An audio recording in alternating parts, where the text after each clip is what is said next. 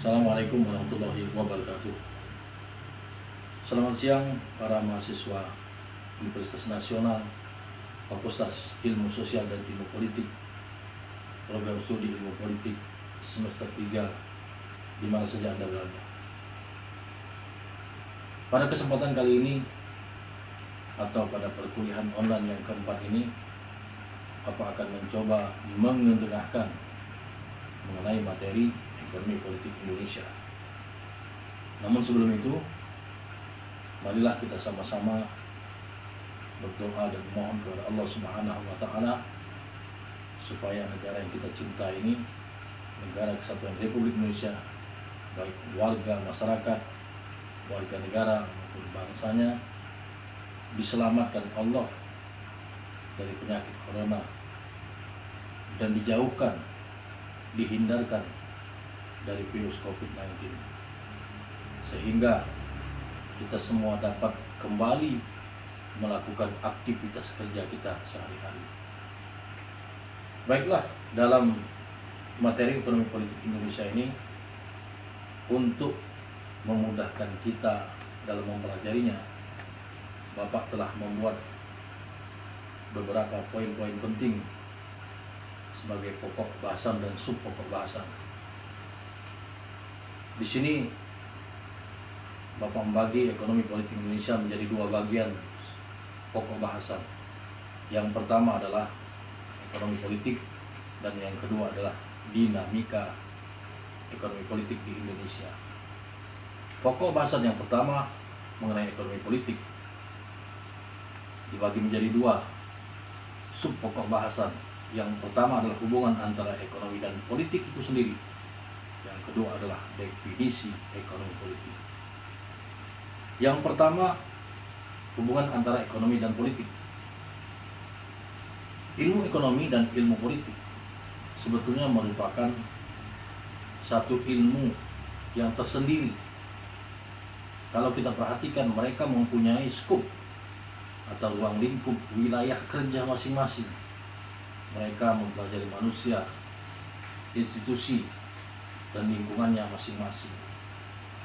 Sepertinya sekilas tidak ada titik temu di antara kedua ilmu tersebut.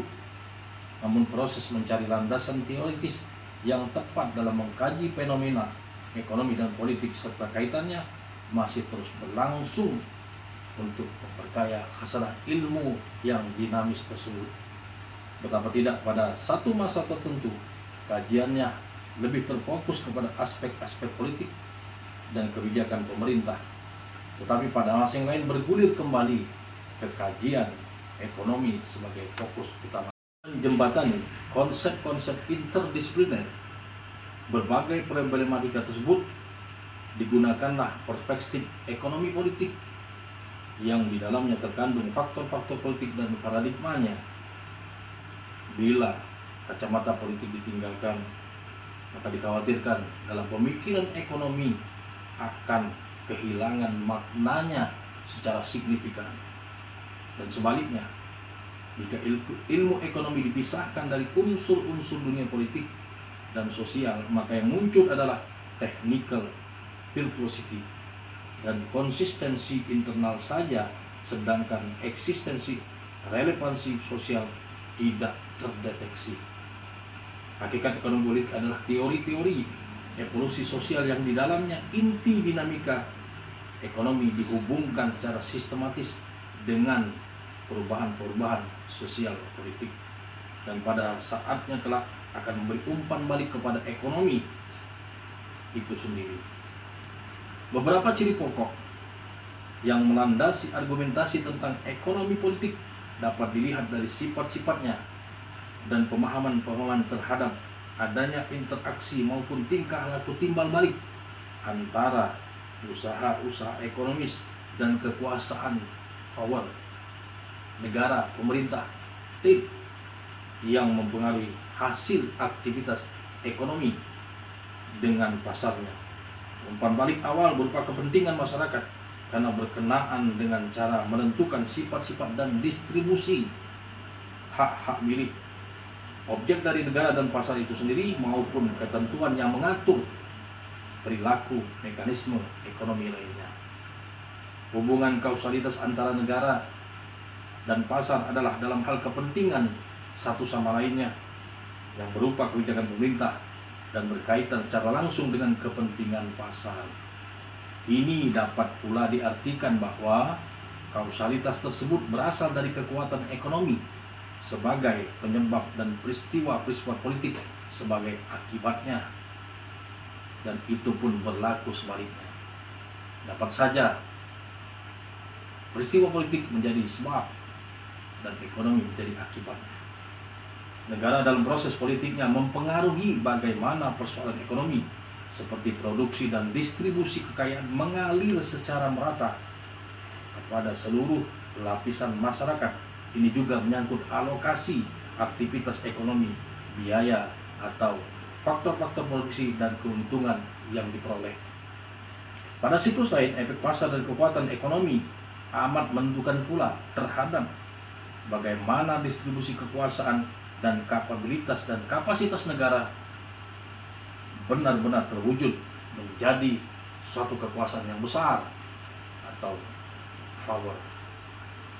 Objek pasar dalam studi ekonomi politik merupakan fokus utama karena dianggap sebagai salah satu penyebab transformasi atau perubahan masyarakat di bidang ekonomi dan juga di bidang politik. Pasar dianggap sebagai wadah aktivitas masyarakat dalam sektor perekonomian yang di dalamnya barang dan jasa dipertukarkan berdasarkan harga yang relatif. Respon politiknya adalah berupa usaha melindungi masyarakat dari kuatnya pengaruh pasar. Efek pasar juga berpengaruh terhadap distribusi kekuasaan dan juga power di dalam dan di antara masyarakat yang seringkali pembagiannya tidak merata. Dan ada sebagian yang mendapatkan keuntungan yang besar, menengah, bahkan tidak mendapatkan sama sekali keuntungan. Respon politiknya adalah bahwa negara berusaha mengarahkan kekuatan pasar tersebut agar dapat menguntungkan setiap warga negara dan kelak akan membuahkan stratifikasi sosial ekonomi yang harmonis. Efek pasar dapat berupa interdependensi ekonomi, yakni membentuk hubungan power antara kelompok masyarakat sehingga menciptakan kelemahan yang dapat dieksploitasi dan dimanipulasi. Respon politiknya juga adalah bahwa negara berusaha meningkatkan independensi mereka dan dependensi negara lainnya terhadap guna melindungi diri dan membatasi kerugian terhadap negara dan warga negaranya sendiri. Objek lainnya berupa variabel-variabel tertentu dapat menjadi kajian ilmu politik panjang. Objek tersebut menimbulkan relevansi dalam proses kausalitas secara timbal balik pada masalah ekonomi politik. Misalnya saja, subjek bukan negara, non-state actor seperti perusahaan multinasional, MNC, atau perusahaan transnasional, TNC, lembaga keuangan internasional, organisasi internasional seperti PBB, dan regional seperti ASEAN, dan termasuklah yang terakhir adalah individu. Definisi ekonomi politik. Landon Anderson 1994 mendefinisikan ekonomi politik sebagai bidang studi yang khusus mempelajari interaksi antara politik dan ekonomi. Berbagai perbedaan antara sektor publik dan sektor pasar atau privat swasta dan segenap implikasinya terhadap politik dan ekonomi merupakan fokus utamanya. Fokus itu kemudian dijabarkan ke dalam pembahasan mengenai keterlibatan pihak pemerintah atau negara dalam perekonomian suatu masyarakat serta semua konsekuensi ekonomis dari ukuran serta struktur tertentu sektor publik. Untuk melaksanakan pembahasan ini dibutuhkan alat-alat konseptual guna menginterpretasikan saluran atau cara-cara yang memungkinkan negara terlibat dalam kegiatan-kegiatan dalam perekonomian di suatu masyarakat, serta sejauh mana suatu perekonomian memerlukan atau mentolerir kehadiran campur tangan negara ataupun pemerintah. Serupa dengan penjelasan itu, adalah Didik J. Rahbini 2002 telah menerangkan bahwa ilmu ekonomi politik secara universal bahwasanya konvensional mempelajari anatomi sistem politik dan ekonomi suatu negara yang diterapkan untuk masyarakat dan dalam praktek pemerintahan sehari-hari. Hal yang dipelajari secara intensif adalah bagaimana sistem kekuasaan dan pemerintahan itu dipakai sebagai instrumen atau alat untuk mengatur kehidupan sosial atau sistem ekonomi. Sistem kekuasaan menjadi fokus paling utama dalam ilmu ekonomi politik yang konvensional itu. Jika peran negara atau pemerintah sangat dominan dalam sistem ekonomi, maka sistem ekonomi suatu negara tersebut lebih digolongkan pada anatomi negara sosialis. Jika peranan negara kecil dan tidak dominan, maka sistem ekonomi politik negara bersangkutan dapat digolongkan pada anatomi negara kapitalis liberal. Dengan analisis secara anatomis, maka sistem ekonomi politik secara faktual dibagi dalam dua kelompok besar, yaitu sistem sosialis dan sistem kapitalis liberalis. Pembagian ini didasarkan pada sifat yang melekat dari sistem itu, terutama sifat dari eksistensi mekanisme pasar, intensif pendirian badan usaha, motif pencarian keuntungan. Sistem kapitalis liberal mengakomodasi sifat-sifat dasar itu sehingga peranan industri pasar dan swasta sangat dominan. Sebaliknya sistem sosialis lebih mementingkan peran negara tetapi memberikan ruang gerak yang amat sedikit terhadap institusi pasar, motif mencari keuntungan dan peranan swasta. Dalam realita yang ada, kita dapat melihat bahwa negara liberal akan mengembangkan sistem ekonomi liberalis kapitalis, di mana pemecahan masalah sepenuhnya diserahkan pada mekanisme pasar.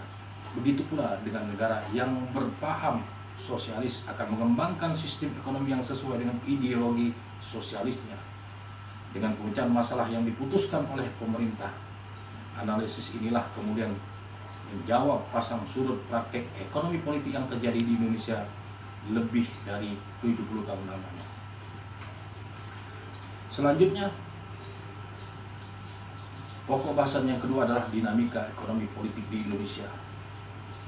Ekonomi politik Indonesia dari masa ke masa. Yang pertama, pada masa demokrasi liberal, kekuasaan politik berada di tangan kabinet-kabinet parlementer yang mencerminkan pengawasan dan pengaruh partai-partai politik yang besar sebagai satuan formal dari kegiatan politik. Ciri khas dari periode ini adalah seringnya terjadi pergantian kabinet. Dalam masa 7 tahun sistem parlementer, Indonesia telah mengalami 6 kali pergantian kabinet parlementer. Yang paling lama adalah kabinet Ali Sastro Hamijoyo pertama selama 23 bulan, dan yang paling singkat adalah selama 6 bulan, yaitu kabinet Natsir dari Partai Masyumi. Konsekuensi langsung dari kondisi ini adalah tidak adanya kontinuitas dalam pemerintahan, sehingga tiap kabinet tidak memiliki waktu yang cukup untuk mengimplementasikan program-programnya. Sistem pemerintahan parlementer di Indonesia pada masa ini sesungguhnya tidak berjalan sejalan dengan substansi demokrasi. Konsekuensi lainnya adalah dampak yang ditimbulkan terhadap pembangunan politik dan ekonomi. Konflik yang berlangsung antara dua kelompok yang menganut dua pandangan yang paling bertentangan mengenai kebijakan ekonomi, yaitu pemimpin politik yang konservatif pragmatis dari kelompok Masyumi dan PSI dengan pemimpin politik ultranasionalis radikal dari kelompok PNI. Masyumi dan PSI berusaha mencapai sasaran kemerdekaan ekonomi dengan kegiatan pembangunan, sementara PNI menghendaki tindakan nasionalisasi. Perbedaan sudut pandang inilah hampir tidak pernah menghasilkan konsensus secara nasional dan berdampak pada kemandekan pemerintah dalam menangani masalah perekonomian. Rencana urgensi perekonomian atau RUP yang dikeluarkan setelah jatuhnya Kabinet Natsir bertujuan memperkenalkan inovasi baru guna menghasilkan proses pertumbuhan ekonomi yang cepat, misalnya dalam bentuk kredit, modal, privilege khusus atau hak istimewa yang diberikan kepada pengusaha Indonesia, terutama golongan pribumi. seperti misalnya program Benteng. Program ini dimaksudkan menumbuhkan dan membina kewirausahaan Indonesia sambil menumbuhkan nasionalisme ekonomi atau Indonesianisasi. Gagasan utama program Benteng ini adalah mendorong para importir nasional agar mampu bersaing dengan perusahaan-perusahaan impor asing. Dalam program ini pengusaha-pengusaha pribumi yang dilindungi diberikan free trade khusus. Ini ditunjukkan ketika pemerintah Indonesia mengumumkan bahwa ada jenis komoditi tertentu yang hanya bisa diimpor oleh perusahaan Benteng. Di samping itu, para importir Benteng juga diizinkan untuk membeli free list goods atau barang daftar bebas dan plain goods atau barang terbatas, serta diberikan hak istimewa berbentuk alokasi lisensi devisa sebesar 80-90%, jauh lebih tinggi dari sebelumnya yang hanya sekitar 40%, bersaing dengan pengusaha importer Cina dan Eropa. Program Benteng ini pada akhirnya gagal. Pengusaha pribumi pun tidak mampu menandingi peranan kuat dari pengusaha keturunan Tionghoa dan Eropa, Belanda. Memang tidak bisa dipungkiri bahwa pengusaha yang diberi hak istimewa bukanlah dari keluarga yang memiliki potensi kewirausahaan, melainkan kecenderungan dari mereka yang memiliki hubungan dengan tokoh berpengaruh dalam birokrasi dan yang menguasai distribusi lisensi dan kredit. Posisi yang lemah dari penguasa pribumi karena keterbatasan modal dan bergantung pada partai politik dan praksi yang menjadi patron, tidak juga beranjak naik saat pemerintah memberikan hak-hak istimewa terhadap mereka. Bahkan mayoritas importir Benteng tidak mendirikan perusahaan impor yang sesungguhnya, melainkan hanya membeli lisensi untuk memperoleh fasilitas negara dari pemerintah dan kemudian dijual kembali kepada pengusaha etnis Tionghoa yang justru dimarginalkan dalam bentuk program Benteng tersebut.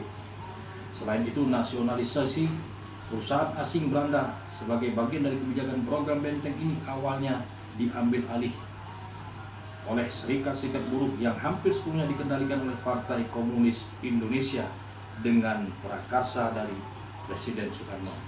Hal ini menimbulkan kekhawatiran bagi pihak militer Indonesia.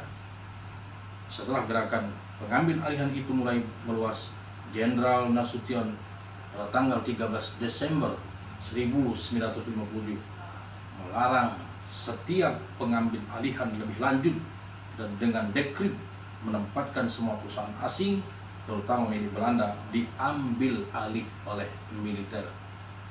Inilah yang kemudian menjadi salah satu titik yang mendasari militer berperan aktif dalam bidang ekonomi dan bisnis. Poin kedua, masa demokrasi terpimpin. Pada tanggal 5 Juli 1500, Presiden Soekarno telah mengeluarkan dekret yang mengakhiri sistem demokrasi parlementer atau liberal dengan membubarkan konstituansi hasil pemilihan umum, mencabut Undang-Undang Dasar sementara 1950, memberlakukan kembali Undang-Undang Dasar 1945, Manifestek atau Manifesto Politik, Undang-Undang Dasar 1945, Sosialisme Indonesia, Demokrasi terpimpin, Ekonomi terpimpin, dan Kepribadian Indonesia menjadi semboyan politik di Indonesia pada masa ini. Presiden Soekarno menjadi penguasa otoriter yang didukung oleh dua kekuatan besar, yaitu ABRI dan PKI. Ekonomi terpimpin merupakan bagian integral dari sistem yang diciptakan oleh Soekarno.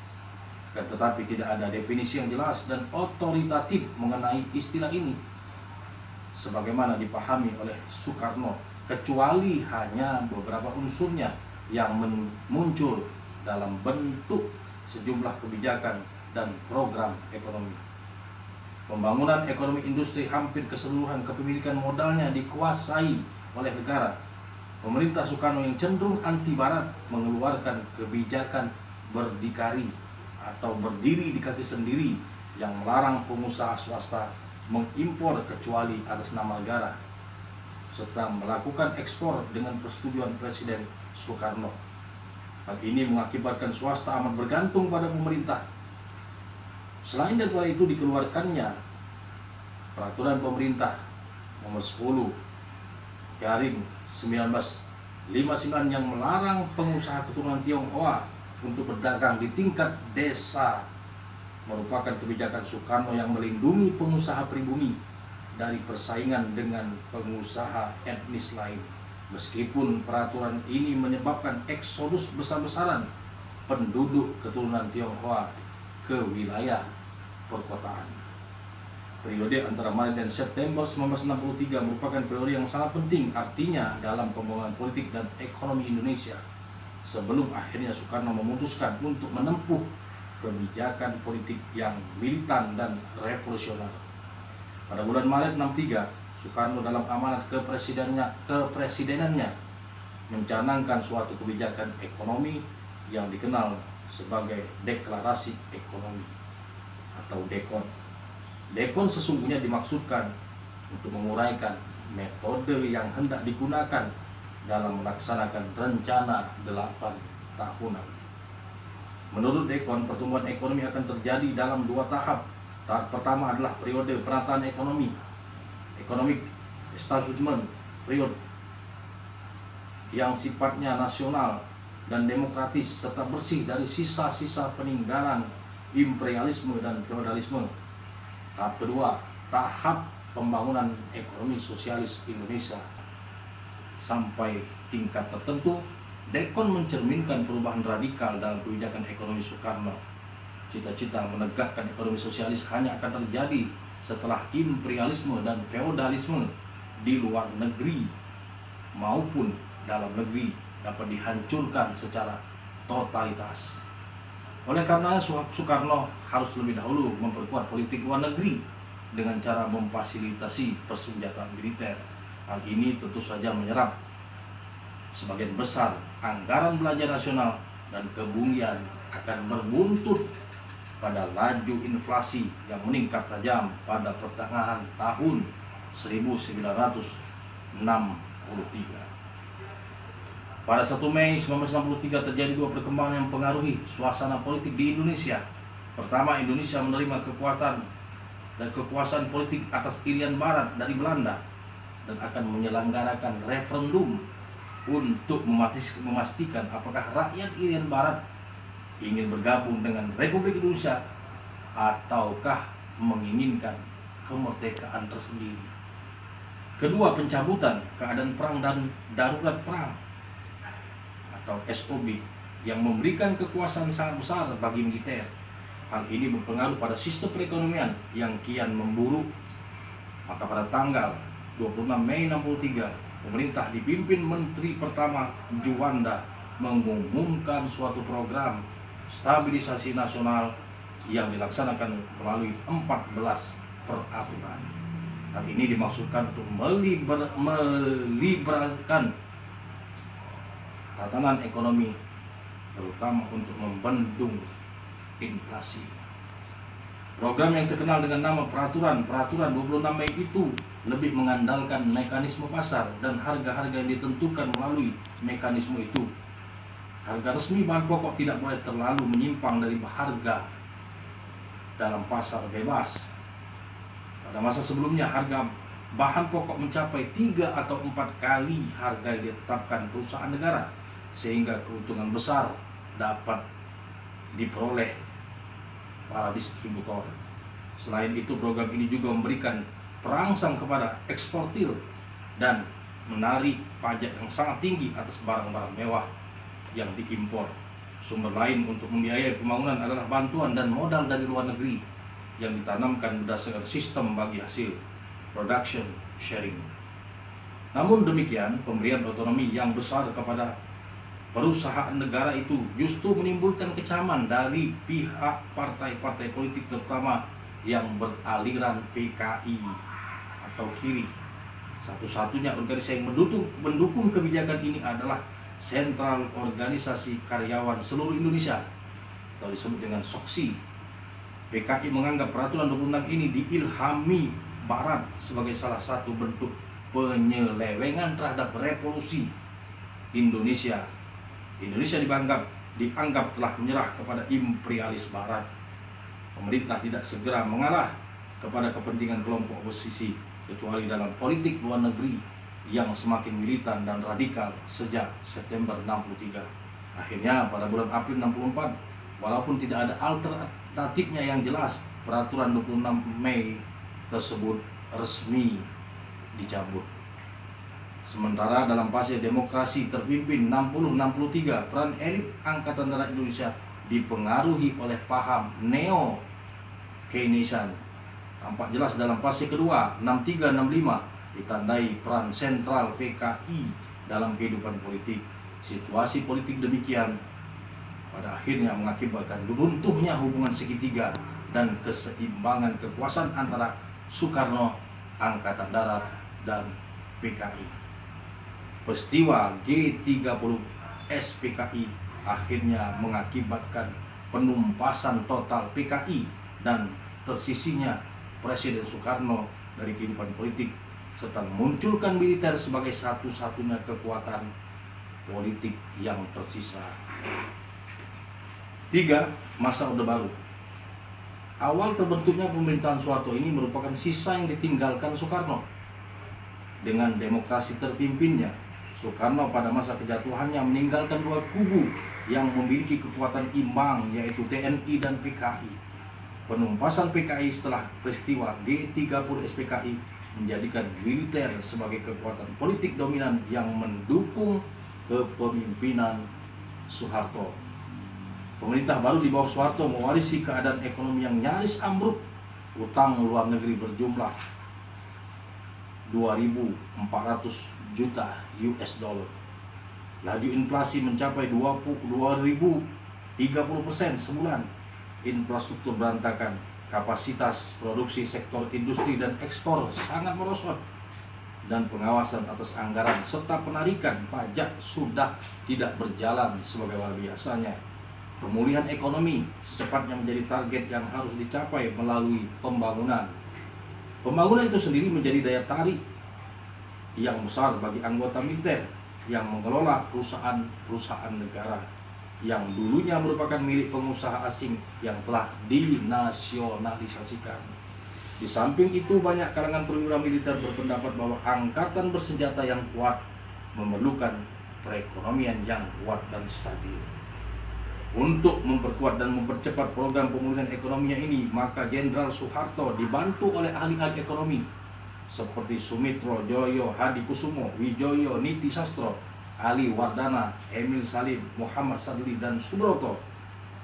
Kelompok ini kemudian dikenal sebagai kaum teknokrat dan mereka memegang jabatan terpenting dalam kabinet Soeharto sebagai Menteri Keuangan, Menteri Perdagangan, Ketua dan Wakil Bappenas.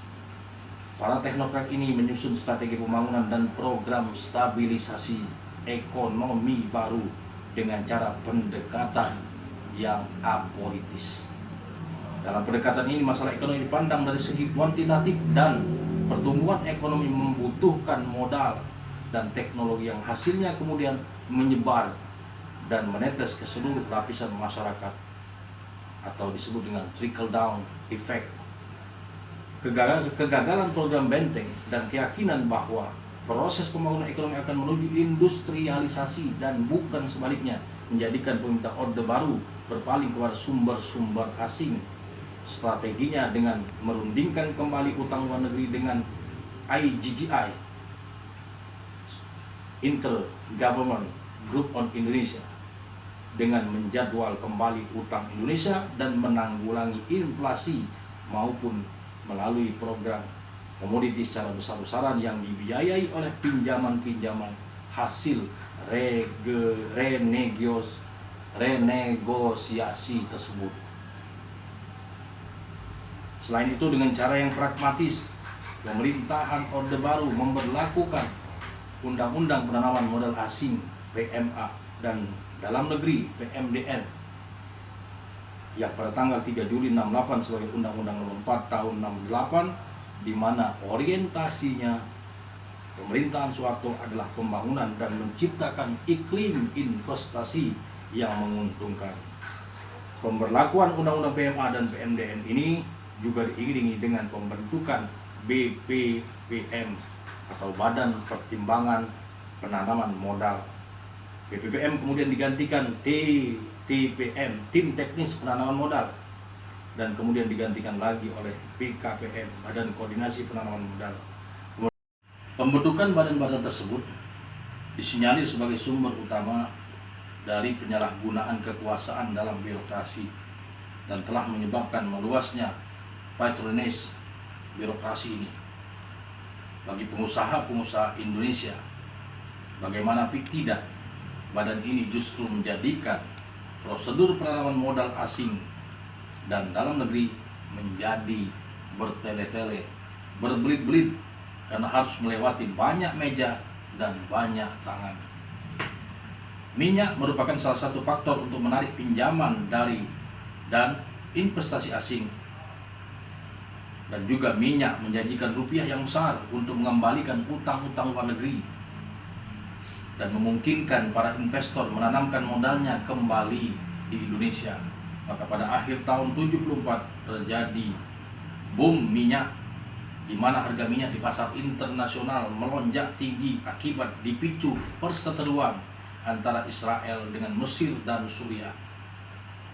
Boom minyak ini jelas mengubah cash flow negara dengan kecepatan yang drastis. Boom minyak juga mengatasi krisis keuangan yang dihadapi oleh Pertamina akibat korupsi dan utang yang menumpuk semenjak perusahaan minyak itu dipimpin oleh Ibnu Sutowo. Hubungan yang prinsipal yang dapat ditemukan antara rezim Soeharto dengan Pertamina adalah dari bagaimana uang hasil minyak tersebut digunakan membiayai proyek-proyek yang disetujui oleh kedua belah pihak. Misalnya saja, membiayai pemilu-pemilu yang dimenangkan oleh Soeharto. Pertamina dipakai oleh rezim Soeharto untuk memperluas kekuasaannya dan memperkuat kebutuhan material militer Indonesia. Boom minyak pula menyebabkan negara tidak lagi bergantung pada modal swasta dan memiliki wewenang besar dalam menentukan arah pembangunan nasional. Di pertengahan tahun 80, harga minyak turun kembali. Sementara pertumbuhan ekonomi harus terus berlanjut, akhirnya Soeharto dan kaum teknokrat mencari alternatif lain, yaitu ekspor, menggantikan minyak dengan industri barang-barang manufaktur. Oleh karenanya negara menjadi responsif kembali terhadap modal asing. Peran inspektor swasta, terutama asing seperti Jepang, Barat, sangat dibutuhkan dalam membangun perekonomian bangsa. Hasilnya adalah pertumbuhan ekonomi Indonesia dengan GDP (Gross Domestic Product) tahun 65 meningkat dari 3,8 juta US dollar sampai 5,9 juta US dollar per tahun, dengan pertumbuhan rata-rata 7% pada tahun 65 sampai dengan 80 dan 5% pada tahun 80 sampai dengan 90.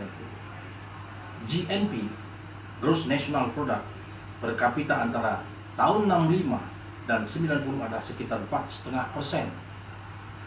Pertumbuhan ekonomi ini juga karena menurunnya tingkat kelahiran bayi dari 2,4% per tahun 65-80 menjadi 1,8% di tahun 80-90. Pertumbuhan industri manufaktur setelah tahun 65 juga meningkat dan menyumbangkan 8% dari GDP tahun 65, dan dari tahun 65 sampai dengan 80 menyumbangkan rata-rata 12% per tahunnya, dan pada tahun 80-90 sekitar 12,5%.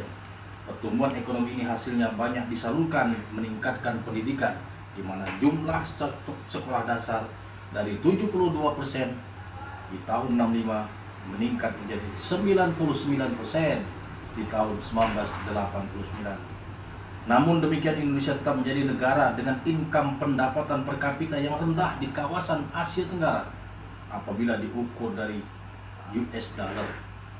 Akan tetapi yang tidak bisa dipungkiri bahwa pertumbuhan ekonomi sepanjang pimpinan Soeharto dapat dibuktikan peningkatannya dalam menyumbangkan peran yang besar untuk stabilitas rezim politik Orde Baru, kendati tidak merata dan ada disparitas antara pedesaan dan perkotaan, khususnya di luar Pulau Jawa.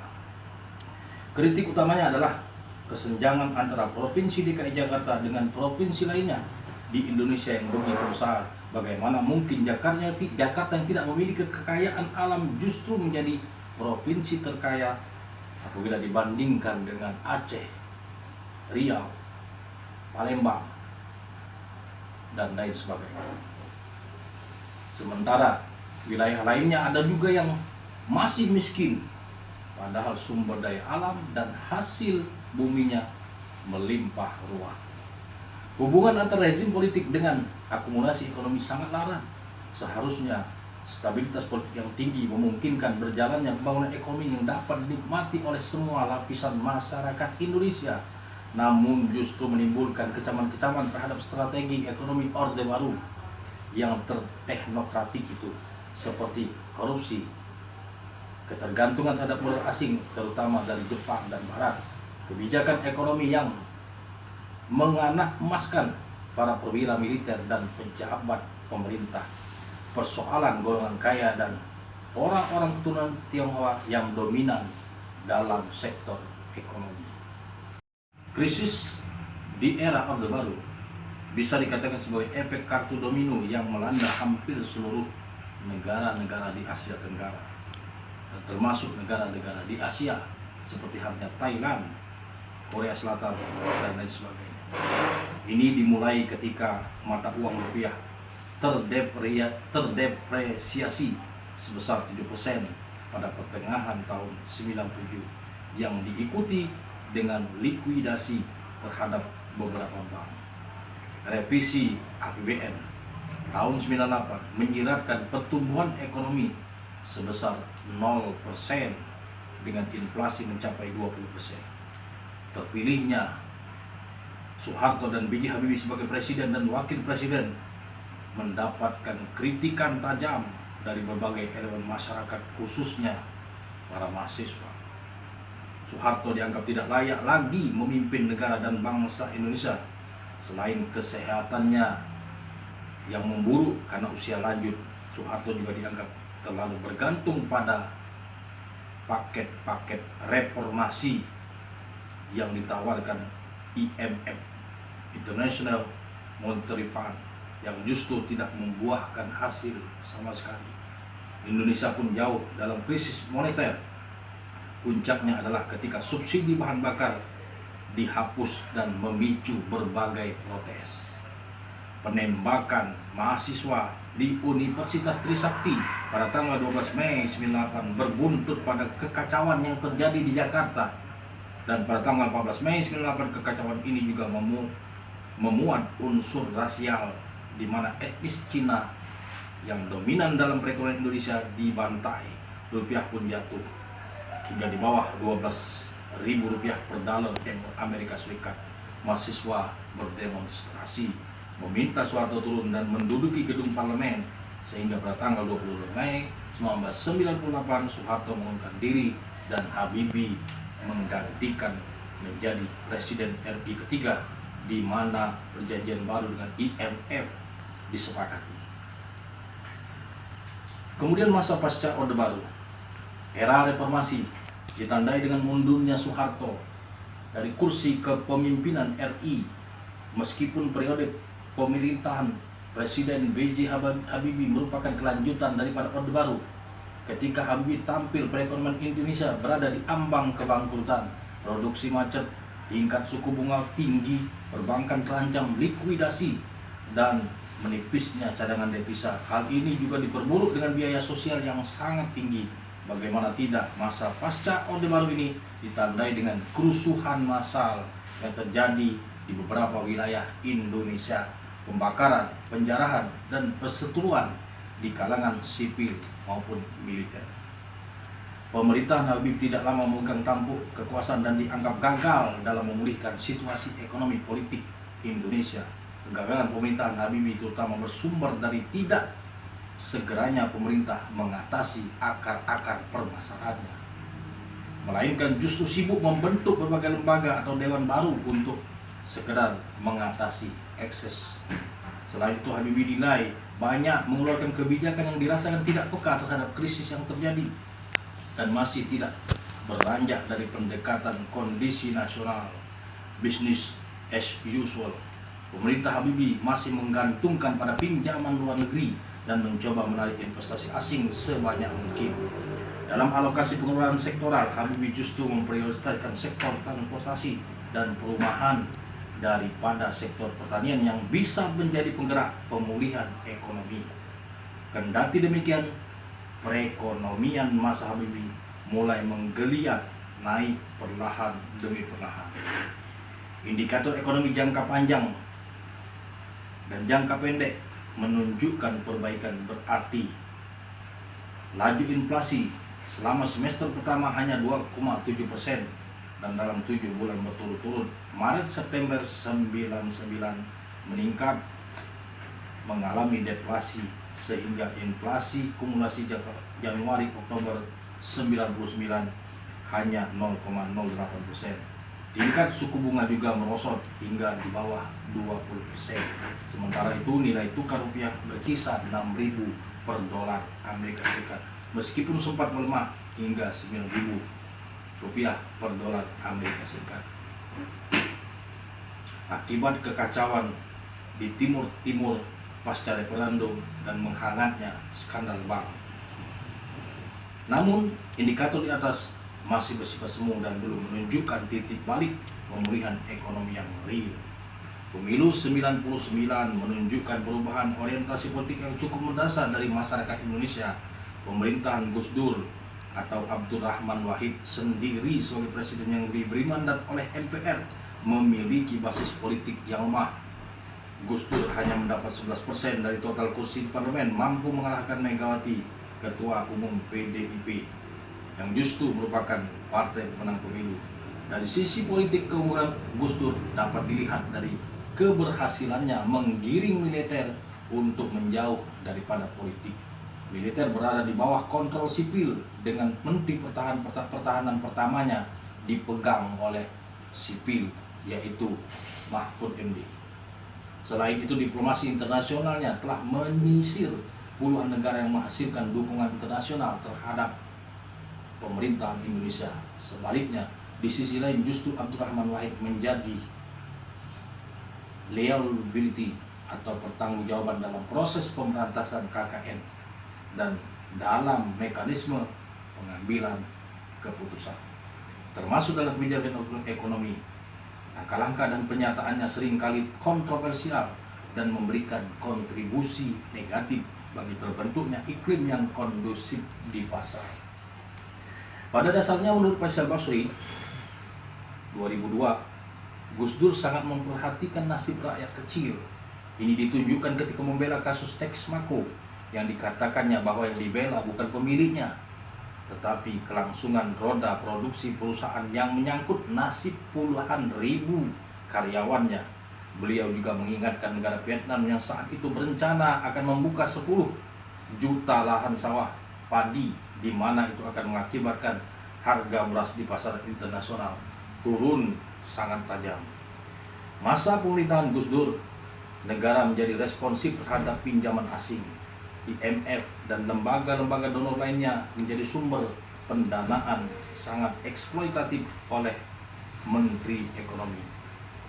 Dalam masa pemerintahan Abdurrahman Wahid atau Gus Dur, negara menjadi responsif terhadap pinjaman asing. IMF dan lembaga-lembaga donor lainnya menjadi sumber pendanaan pembangunan Indonesia. Meski pada saat reformasi investasi asing dipandang sangat eksploitatif oleh Menteri Ekonomi, Abdurrahman Wahid justru hampir dikatakan tidak pernah melanggar kontrak atau LOL, letter of intent, terhadap lembaga-lembaga tersebut. Responsivitas ini kemudian berdampak pada pencapaian pelaksanaan proyek-proyek pembangunan yang berjalan. Misalnya saja, memasuki tahun 2000, pertumbuhan ekonomi di Indonesia mencapai 4,8%, di mana pertumbuhan terjadi di semua sektor ekonomi. Pertumbuhan ekonomi ini ditopang oleh pengeluaran pembentukan modal tetap bruto atau pengeluaran investasi yang meningkat 17,9% dan permintaan ekspor yang meningkat 16,1%. Menurut Basri, pemerintahan Megawati menyadari bahwa kebijakan moneter sangat penting dalam menstimulasi pemulihan ekonomi. Hal ini karena kebijakan moneter yang tepat dapat mendorong pencapaian keseimbangan dan stabilitas ekonomi. Beberapa kebijakan baru di bidang perekonomian yang dibuat oleh Megawati membawa perubahan penting bagi Indonesia, meliputi kebijakan moneter, fiskal, subsidi, dan utang luar negeri. Kebijakan moneter yang diterapkan oleh Megawati adalah intervensi politik terhadap Bank Indonesia dan menaikkan suku bunga SBI, surat berharga Bank Indonesia. Kebijakan tersebut relatif mampu menstabilkan nilai tukar rupiah. Namun demikian, kebijakan fiskal dengan peningkatan pendapatan pajak pada pajak deposito sebenarnya tidaklah sejalan dengan kebijakan peningkatan suku bunga SBI, karena pajak tersebut memotong pendapatan dari suku bunga SBI sebesar 20%. Kebijakan fiskal sendiri tidak menstimulasi pemulihan ekonomi karena peranannya yang relatif mengecil terhadap PDB, yaitu sekitar 56%. Lebih daripada itu, subsidi dan pembayaran utang luar negeri juga menyerap banyak dana penerimaan pajak daripada pemerintah.